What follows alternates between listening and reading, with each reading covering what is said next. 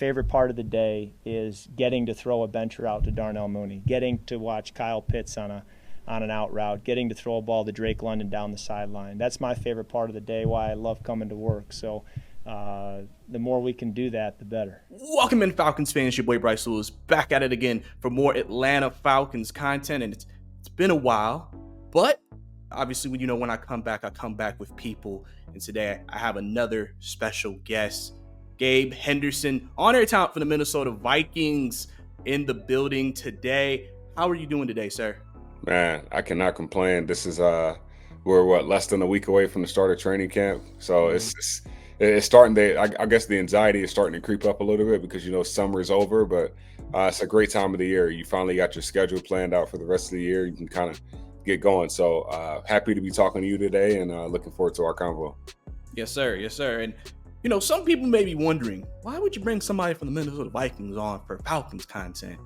Listen, guys, this man has been there for the Kirk Cousins era while in Minnesota, and so this is the perfect guy to learn more about the new quarterback for the Atlanta Falcons than from this man right here. And let's go ahead and dive into it, Gabe.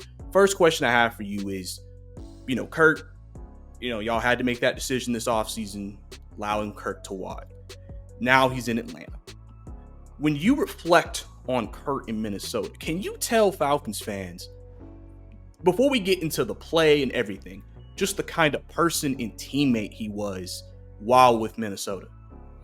Man, Kirk was, I'll start by saying, the cliche, Kirk was a really good human being.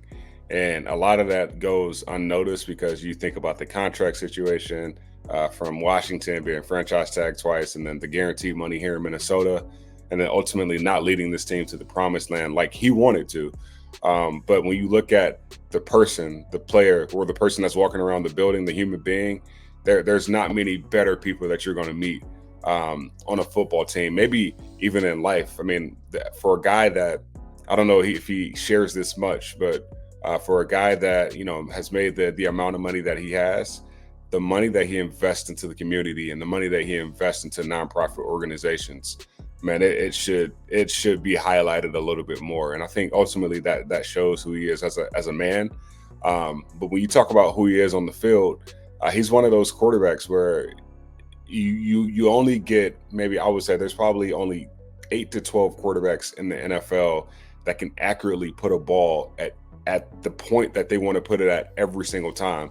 And whether that's, winning or losing or whatnot, that's what NFL coaches want. How accurate can a quarterback be? And when Kirk is given time, he is, in my opinion, the top 3 most accurate quarterbacks in the NFL. You just have to give him that time. And as the team here started to get behind Kirk and understand who he was as a person, as well as what he did on the field, his leadership opportunities continued to grow. And this past year, I think since I have been here, I had covered Kirk for 4 years.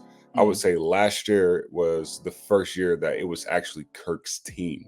And, he's the face of the team. He's a leader. I mean, he's been a leader in the locker room the entire time, but he had his identity on that Minnesota Vikings team this past year. And it was due to what he had done in the 2022 season of leading this team to the playoffs. And unfortunately, getting knocked out by the Giants in the first round. But going into the 2023 season, everyone was all in on Kirk, and he embraced that. And I think him having that confidence last year, ultimately, unfortunately, he got hurt against the Green Bay Packers, which ultimately led us to where we are right now with him not re-signing and him going to Atlanta. But I think when healthy, Kirk Cousins is a really solid quarterback in the NFL. Yeah, and I think a lot of people, obviously, like you mentioned, he was hurt last season, and that kind of changed things for you guys and now changed things for the Falcons. Obviously, we had to wait for the season to go through. We went to the Desmond Ridder experience. Didn't work out, right? So we got a new coach in there, and they went after him. They went ahead and they were aggressive paying Kirk Cousins. Now, I don't know if you know anything, just a quick question, but was it, from what you've heard or know, was it close when Kirk made that decision, or was it just Minnesota was just like, listen, this is what we want? Or was it even that they wanted maybe to look in a different direction overall with their quarterback position? Yeah, I think, just from what I know is there was an offer on the table, and just the two sides just weren't in agreement on what that could look like. As far as number wise, I don't know that, but I know they weren't as close as what people expected. And it was said multiple times by head coach Kevin O'Connell and Kirk Cousins that both of them wanted Kirk Cousins back here in Minnesota. And when you peel the curtains back and you kind of remove your feelings from it, business is business. And Kirk made a business decision, and we're happy for him. Hopefully, it works out for the best for him and for his family. He thought that was best for his situation. So you got to respect it. But I will say, we did want Kirk Cousins back here in Minnesota. It would have been nice having him here, just for another year with the offense that we have with Justin Jefferson and Jordan Addison and TJ Hawkinson, just all the weapons that we had last year. There was a sense that we kind of got robbed last year with Kirk's injury. And it was like, man, if Kirk would have at least stayed healthy, we would have got JJ back at a certain time. And some of those games that we were losing within that time frame from after week 8, it was like we're literally 2 passes away from being a 13-14 versus a 7-9 team. So I think that's what Kirk can do for you. And that's what Kevin O'Connell, that's what this entire Minnesota Vikings organization saw. I also think they saw, hey, this guy is coming off an Achilles tear and he's getting up there in age. So, hey, this is where we stand on this contract situation, whatever that was. And ultimately, Kirk didn't agree with that, or both sides didn't agree with that. And here we are. We got J.J. McCarthy and Sam Darnold, and this Falcons team has a veteran quarterback, a quarterback that you guys would say that you were missing from the past few years since Matt Ryan. So hopefully it's a win-win for both sides. But like I said before, it would have been nice to have Kirk Cousins back here in Minnesota for at least another year. Yeah, it's funny that you mentioned that, because I feel like Kirk Cousins has had this rep of, there's been a lot of indifferences in fan bases. I have some friends who are Viking fans, even people from, Washington when he was with the Redskins, or now the Commanders. It's one of those things where is it the playoff thing that makes people indifferent about him? Is it just overall people just look at him and don't pass the eye test? I feel like Kurt puts up big numbers. He's made big plays. There's a reason why he's been paid the amount of money he's been paid in this league.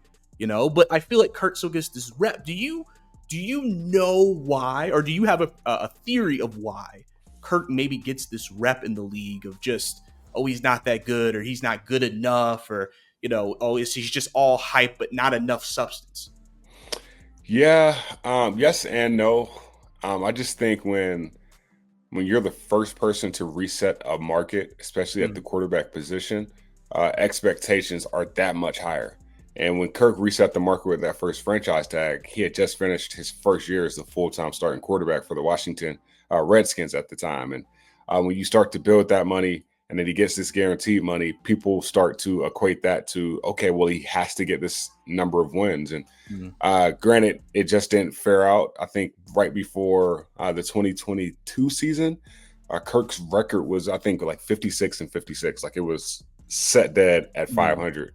And a lot of people equate that with like, well, we're paying this guy this money, so it should be, I guess it should be parallel with wins. And ultimately, Kirk isn't the guy that's, like a Patrick Mahomes as far as like personality, like big personality, flashy, in your face. And that's what a lot of people expect for a guy with a lot of money. And Kirk just doesn't fit that mold. Like, Kirk is who he is, and he's unapologetically Kirk. And I think that was a reason why this Minnesota fan base started to embrace him, because once you start to get to know him, it's like, all right, he got a lot of money, but like, this guy is working. This guy is trying his hardest to get this team to a Super Bowl. And ultimately, it just didn't work out. So I'm not sure what the narrative is now. I think personally that the Netflix documentary Quarterback a couple of years ago, last year, helped him out immensely when it came to really getting to understand who he is as a person, the family aspect of his life, and then everything he does to put his body back in shape to be back on the playing field on Sunday. People gain a little bit more of a respect for him. So I would say people are starting to respect his game more now than they did once before. And I think that was due to the fact that they really didn't know him. All they knew was that, hey, this guy is making a lot of money, so he has to be getting a bunch of wins. So I'm personally rooting for Kirk. Like, Kirk's my guy. Like, I really enjoy my time around him. And I think fans who really get an opportunity, or people inside of the building, outside of the building who cover him, whoever gets an opportunity to be around him, you'll understand why Kirk is an American darling or American sweetheart, however you want to put it. So he's a really good human being, and hopefully that $100 million contract guaranteed will pay dividends for this Atlanta Falcons team in the coming years. Yeah, definitely, man. It's one of those things where obviously when we paid him here, people were like, okay, hold on. You know, you're paying him like a lot of money. Like, whoa, he's coming out with Achilles. What are we doing here? Like, are we sure? And then obviously when we went on to draft Michael Penix, that just added to that. But overall, I think now everybody's like, all right, I think we're in a good place. Because I wanted to ask you about something. When I think I'm saying his name, is it Kevin O'Connell? Am I saying Kevin O'Connell? Yep. When Kevin O'Connell came in to Minnesota, that's when it really seemed like for Kirk, it really clicked. I think you saw another level than what you guys saw the first couple of years. Especially this past year before he got hurt. I mean, people, even though Minnesota didn't start the best, he had great numbers. It wasn't him, you know? Can you maybe talk about what you maybe saw when Kevin O'Connell came into Minnesota, and was it just the right fit between him and Kirk? What was it that seemed like it took Kirk to another, which led to you guys having one of the best seasons you guys had in years in his first year? Yeah, Kevin O'Connell believed in Kirk from the jump.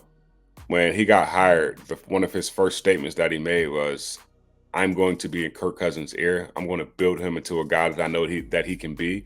Granted, he had been his quarterback's coach when he was with the Washington Commanders for a year, so he had already built that relationship. And that was one of Kirk's best years ever during that year that Kevin O'Connell was there as a quarterback's coach. So he understood what he was getting himself into, and he was excited to work with Kirk. And as you know, if anyone comes in and they believe in you for being who you are, you're going to get a confidence in yourself to just be yourself and ultimately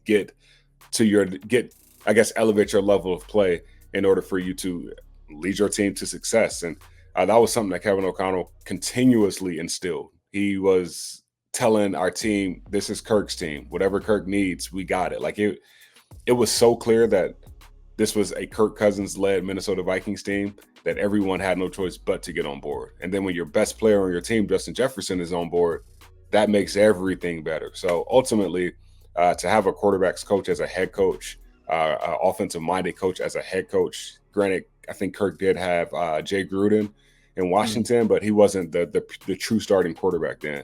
So to have Kevin O'Connell, a guy that he knows really well, a guy that's played the quarterback position in the NFL, a guy that is coming off of winning a Super Bowl with a guy in Matt Stafford that a lot of people started to write him off. Kirk Cousins was really starting to believe in himself. A lot of people would say, on the depth chart, Kirk Cousins is listed as 6'2", and rightfully so. Like he's a solid 6'2". But when Kevin O'Connell got to Minnesota, like when Kirk was walking around the building, you thought he was about 6'4". Like he just walked with that confidence, and ultimately, that led to the level of play that he had right before he got injured against the Green Bay Packers last year. Yeah, and then obviously, like I said, that injury, sucked for him, and it changed the trajectory of what he was going to do. But overall, we saw that improvement in Kirk, and like you said, he was balling out, and that's why sometimes I was telling Falcons fans, like, listen, we don't know what he's going to look after the Achilles, but he could look like that guy. I think a lot of people are excited about some people we brought in, obviously Raheem, breaking in Zach Robinson, somewhat of a similar-ish offense to what Minnesota was running under Kevin O'Connell. So and Kurtz talked about it, said it's not that different, just some different terminology, some different things, like any playbook in the NFL. But let's get to the playoff thing. That, I think, has been the biggest knock on him, especially, like you said, making as much money as he has.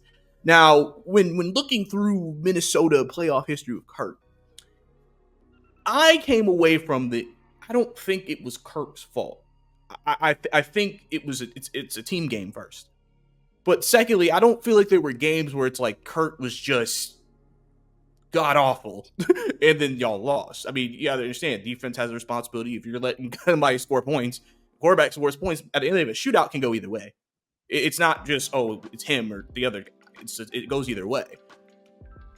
Do you think that that's a little too, I guess, focused on for him? Or is it fair because he makes that money that regardless of what happens, he's blamed? I know Viking fans will probably say the Giants loss was the one that's like, all right, what are we doing here? And I think that may have made some fans kind of be like, I don't know anymore. But But overall, making multiple playoff appearances there, do you think that is a fair criticism of Kirk right now with what's happened just within the Minnesota years? I mean, if you look at just the quarterback position being the face of a franchise, being defined by wins and losses, one could say that, hey, you could start there, right, of the playoff wins, because the ultimate goal is to get a Super Bowl. And when you have the weapons around you and you're getting paid the money, people expect wins.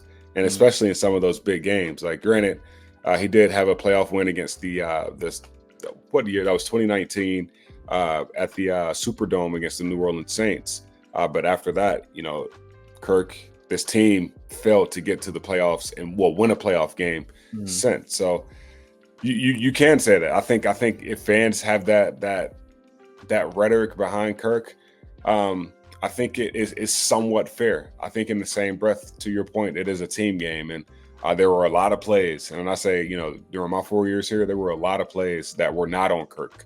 And ultimately, it just sucks that he gets the blame for that. But he's the quarterback, and that's kind of what you sign up for. So I wouldn't put all the blame on having, only winning one playoff game. But there were things from a team perspective that I'm sure Kevin O'Connell would say, man, I wish we had this one play back, or man, if we would have had this one block, or, I mean, we literally lost that Giants game. Kirk Cousins threw a check down route on a 4th and long play. And a lot of people say, well, he should have just threw it up to Justin Jefferson the way he did against the Buffalo Bills on that 3rd and 18 that time. And when you look at the play, it's like, dude, well, Kirk had pressure in his face as soon as he snapped the ball. So it's like, what is he supposed to do? He gave his guy a chance to go make a play. So I don't know, man. I think there's always going to be this, storyline behind Kirk until he actually wins a few playoff games. But still, I think Kirk is a really good quarterback in the league. And if you have the right pieces around him, he can make the entire thing go. He just needs the opportunity to be able to drop back and make plays and be able to, use his strengths, because in my opinion, his number one strength is his accuracy. Like I said before, he's a top 3 most accurate quarterback when given time in the pocket. So if the Falcons do that, and clearly that's probably one of the reasons why he chose the Falcons, because he thought, hey, their offensive line is really good. This Vikings offensive line is really good, but we start to put pieces of the puzzle together offensively, and now I'm moving closer to family. It all made sense for him. So hopefully it works out for him down there. Yeah, definitely. Really hope, Kurt's able to, thrive here and do what he needs to do as he continues on. And like I said, we'll see if Falcons can find the success that we are hoping to get with him at the quarterback position. Now, I did want to ask you about this. Now, obviously, you guys did move on from Kirk. Drafted J.J. McCarthy from Michigan, signed Sam Darnold. What has been the overall consensus? Because there's probably going to be some Minnesota Vikings fans watching this. What is the overall consensus, or at least from you? Because I saw your golf cart interview with JJ that you did, and it was really good, really well done. Thank you. Can you just talk about the feeling in the building with those two guys? Is it different now that Kurt's gone? Is it the same? Is there enthusiasm? Is there just nervousness? What are you feeling? All of the above.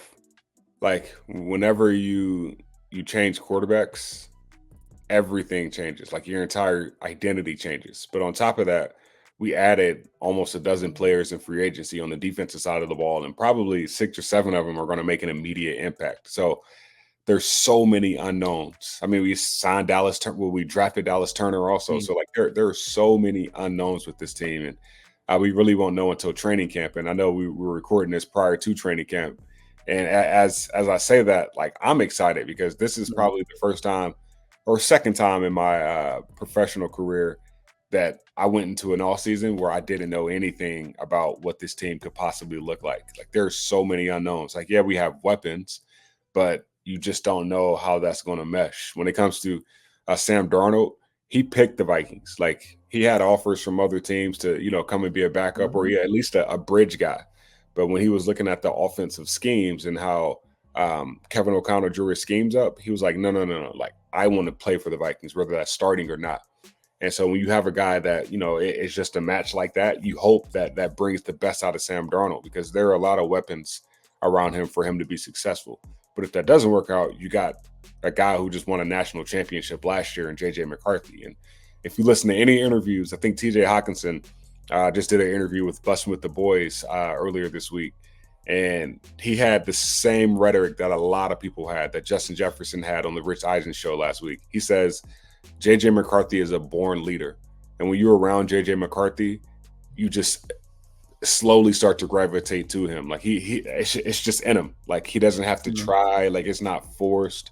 Like it's just in him. So, if he could, sit back for a year and, kind of learn the ropes, but still keep that confidence and that leadership, I think this Minnesota Vikings team is set up for success because the guy is a proven winner. He's only, I think he's lost 3 games since high school. I think it's like 65-3 since high school. So there's a lot of hype surrounding that guy, rightfully so, but still, you still got to go out there and win games and know how to combat blitzes and read coverages and go from there. But JJ is one of those guys where he didn't go home this offseason. He stayed in Minnesota the entire time. He's been working out with Adam Thielen, working out with some other receivers here in Minnesota, some Minnesota Vikings receivers. And ultimately, I think that's going to pay dividends for him as he at least starts this year off learning from Sam Darnold, who's going to right now be the starting quarterback for this Minnesota Vikings team. Yeah, and obviously I know some of my friends who are Vikings fans are kind of like, all right, we'll see how this goes. They're going to be there can be the debate, when is JJ going to play, things of that nature. It's just part of what the situation.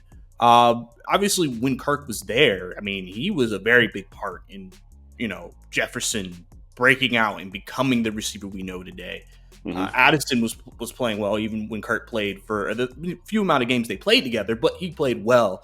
I don't want to say Kirk made a lot of receivers in Minnesota, but there were a lot of receivers who played very well with Kirk Cousins as their quarterback. And I think Atlanta fans are hoping that he does the same thing with Kyle Pitts, Drake London, and those guys. Do you think for you guys, is it going to be a bit of an adjustment period? Kind of like, okay, we're not going to have Kirk Cousins behind center, so maybe I have to do more on my end to help ensure whoever is starting for us, we can still be successful as an offense in Minnesota?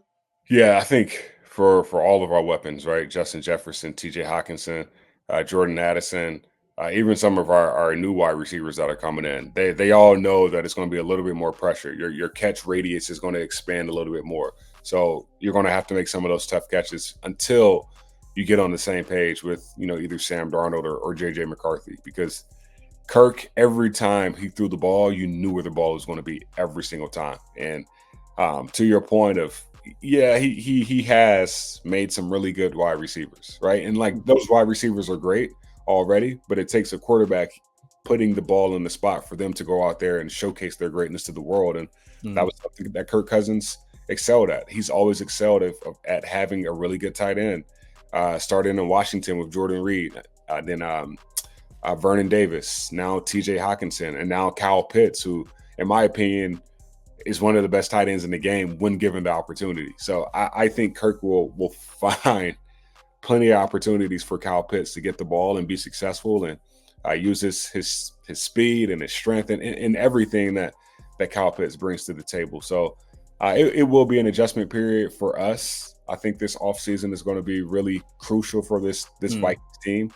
We have a joint practice with the Cleveland Browns the second preseason week, so we'll be out there for about 5 days, and that's going to be huge for this Minnesota Vikings team's development. So I'm excited to see what that'll look like, but until then, we really don't know. Like, the only thing that we've seen is JJ McCarthy and Sam Darnold in helmets and T-shirts throwing to guys with no pressure in their face. So it all looks good, but you really can't evaluate until those pads come on. So we'll see. Yeah, definitely, man. I'm gonna leave one more question that I'll let you go, man. If there's anything you could tell Falcons fans about Kirk Cousins, anything you want us to know, anything that maybe we haven't touched on, mentioned yet, what do you want Falcons fans to know about their new quarterback for the franchise? Kirk is full dad swag, and he embraces that.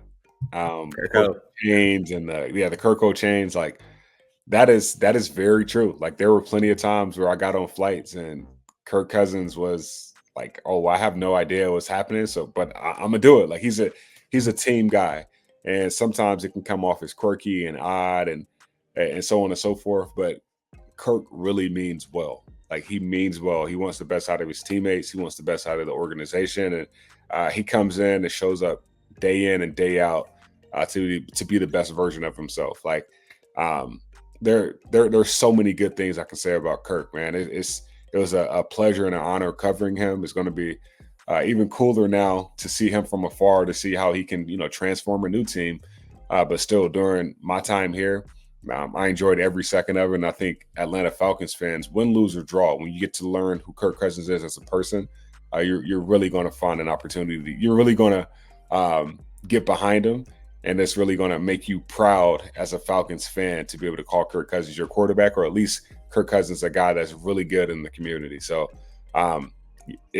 Kirk's a hidden gem, man. Like, there's going to be so many different things that come out of that experience with the Atlanta Falcons, and I'm looking forward to seeing it from afar. Hopefully, for us, he wins, 16 games, and then the game you guys play us, we get that win. But still, like, I'm rooting on Kirk, man. I think he's gonna excel at whatever he puts his mind to. So, Falcons fans, be excited for Kirk Cousins.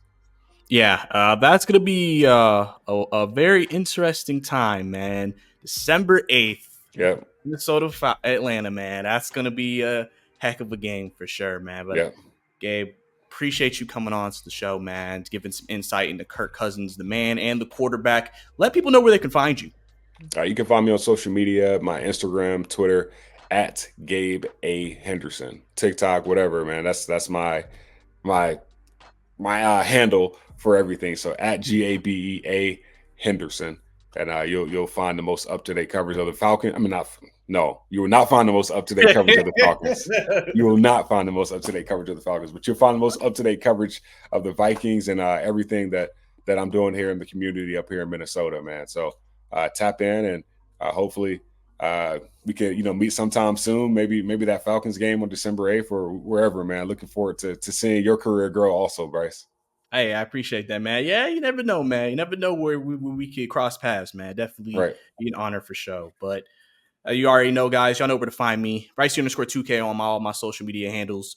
If you listen, definitely go ahead and subscribe to the channel. Almost 2,000 subscribers. I believe we're 33 away. I believe we're 33 away. So, guys, go ahead and hit that subscribe button for sure. Like the video. Falcons fans, definitely do your thing. If you're a Vikings fan watching this too, appreciate you tuning in for sure. Gabe is a great host for you guys, and I know he's been killing it while he's been in Minnesota. But that's Gabe. I'm Bryce. See you next time.